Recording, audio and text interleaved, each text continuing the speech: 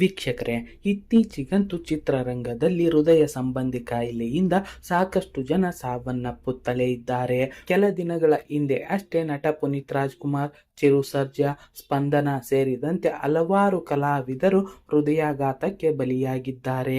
ಇದೀಗ ಇದರ ಬೆನ್ನಲ್ಲೇ ಮತ್ತೊಬ್ಬ ಖ್ಯಾತ ಹಿರಿಯ ಕಲಾವಿದ, ಪದ್ಮಶ್ರೀ ಪ್ರಶಸ್ತಿ ಪಡೆದಂತ ಖ್ಯಾತ ಕಲಾವಿದ ಸಾವನ್ನಪ್ಪಿದ್ದಾರೆ. ಹಾಗಾದ್ರೆ ಯಾರಿದು ಕಲಾವಿದ ಮತ್ತು ಇವರ ಸಾವಿನ ಬಗ್ಗೆ ಕುಟುಂಬದವರು ಹೇಳಿದ್ದೇನು ಎಂಬ ಸಂಪೂರ್ಣ ಮಾಹಿತಿಯನ್ನು ಈ ವಿಡಿಯೋದಲ್ಲಿ ನೋಡೋಣ ಬನ್ನಿ. ಅದಕ್ಕೂ ಮುನ್ನ ನಿಮಗೂ ಕೂಡ ಕಲಾವಿದರು ಇಷ್ಟ ಅನ್ನೋದಾದ್ರೆ ತಪ್ಪದೆ ಈ ವಿಡಿಯೋನ ಲೈಕ್ ಮಾಡಿ, ಹಾಗೆ ನಮ್ಮ ಚಾನಲ್ ಅನ್ನು ಸಬ್ಸ್ಕ್ರೈಬ್ ಮಾಡಿ ನಮ್ಮನ್ನು ಬೆಂಬಲಿಸಿ. ಹೌದು, ವಿಶ್ವವಿಖ್ಯಾತ ತಬಲಾ ವಾದಕ ಜಾಕೀರ್ ಹುಸೇನ್ ಅವರು ತಮ್ಮ 73ನೇ ವಯಸ್ಸಿನಲ್ಲಿ ನಿನ್ನೆ ವಿಧಿವಶರಾಗಿದ್ದಾರೆ. ಹೃದಯ ಸಂಬಂಧಿ ಸಮಸ್ಯೆಯಿಂದ ಬಳಲುತ್ತಿದ್ದ ಅವರನ್ನು ಅಮೆರಿಕದ ಆಸ್ಪತ್ರೆಗೆ ದಾಖಲಿಸಲಾಗಿತ್ತು. ಆದರೆ ಆಸ್ಪತ್ರೆಯಲ್ಲಿ ಚಿಕಿತ್ಸೆ ಫಲಿಸದೆ ಸಾವನ್ನಪ್ಪಿದ್ದಾರೆ.